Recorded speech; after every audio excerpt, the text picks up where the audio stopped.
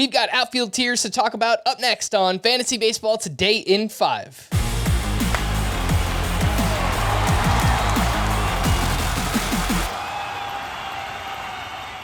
Welcome into FBT in 5. Today is Wednesday, February 1st. Welcome to February. I am Frank Stanfield, joined by Scott White. And let's jump into these outfield tiers. The unmatched, basically the first 2 rounds of ADP, includes Aaron Judge, Julio Rodriguez, Ronald Acuna, Mookie Betts, Yordan Alvarez, Juan Soto, Kyle Tucker, and Mike Trout. Scott, I think the people want to hear about Juan Soto, who let us down in a big way last year. He hit 242, only had 62 RBI. Did you see anything in the skill set or the underlying numbers that worries you for this upcoming season? I mean, not really. And on the one hand, that's worrisome in itself, right? Because I can't explain really what happened to Juan Soto last year. I know there have been some theories. Maybe it had something to do with the shift, and obviously that's going away this year. But even all that aside, even like if I looked at a stat case page and it wasn't still all lit up in red, just considering Juan Soto's track record, considering the historic start to his career he was having with his numbers through his age 23 season, we're talking about it matches up with all-time great players. And yeah, there wasn't much debate whether who was the best hitter in baseball at this time last year. Everybody would have said Soto. So I think even if it was just a down season all the way around, even in the underlying StatCast data, I would be likely to write it off as a total aberration. And like I said, the StatCast page is still lit up in red for Juan Soto. He still walked like 40 times more than he struck out. It was actually the 6th best outfielder in points leagues because of that, even though he did underachieve. So, I think Soto still has to go in round 1, and he could have a huge bounce back season. Prior to last season, Soto's 150 game average, 31 homers, 108 runs, 100 RBI, 10 steals, 301 batting average. I think he can get back to that. The elite tier. This includes ADP from 33 through 52, rounds 3 through 5.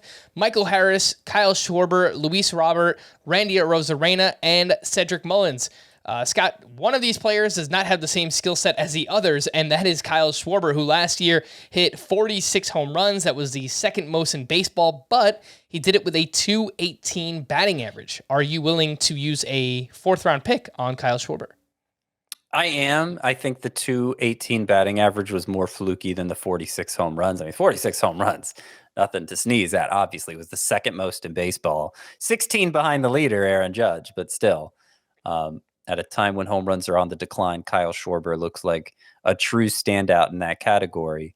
And so even in roto leagues where we're used to prioritizing steals early, I would prefer Schwarber to Luis Robert, Randy Arozarena, Cedric Mullins. They're in the same tier, so I'm more or less treating them as equivalent. But if push came to shove, I would take Schwarber ahead of those prospective base stealers, because I think we're entering into a time in baseball where that gap between the value of home runs and the value of stolen bases is closing. Like I said, home runs on the decline last year, that made them more valuable, and stolen bases, I think, are about to become less valuable because of rule changes that the league is implementing this year. All right, let's get into the near elite tier, which is from ADP 56 through 114, and that includes rounds 5 through 10. Lots of names in this tier: Dalton Varsho, Starling Marte, Teoscar Hernandez, Adolis Garcia, George Springer, Eloy Jimenez, Brian Reynolds, Corbin Carroll, Byron Buxton, and Steven Kwan. Buxton is 1 tier lower in head-to-head points. Kwan is 1 tier lower in categories leagues. Scott, someone I know that you are worried about this upcoming season, based on the draft price, is Adolis Garcia.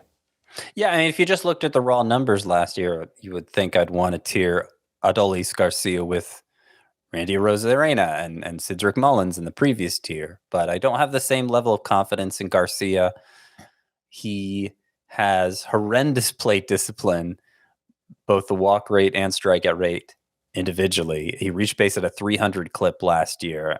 I just, even if he repeats that, the 88 runs scored, that is That's an anomaly. Very, very few players, can't remember the exact count, but very few players this century have reached base only 30% of the time and scored as many as 88 runs. So that's going to change for Adolis Garcia. He's going to see some regression there.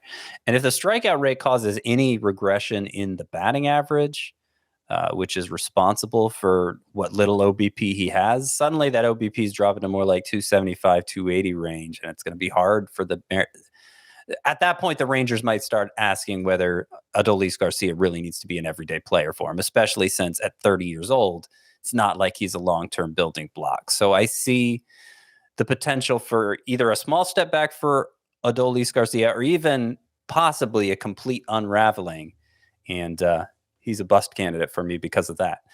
I have a little bit more confidence in Adolis Garcia, and you can hear my argument for him on the full-length Fantasy Baseball Today podcast, which you can listen to on Spotify, Apple Podcasts, the Audacy app, or anywhere else podcasts are found. Thanks for listening to Fantasy Baseball Today in 5, and we'll be back again tomorrow. Bye-bye!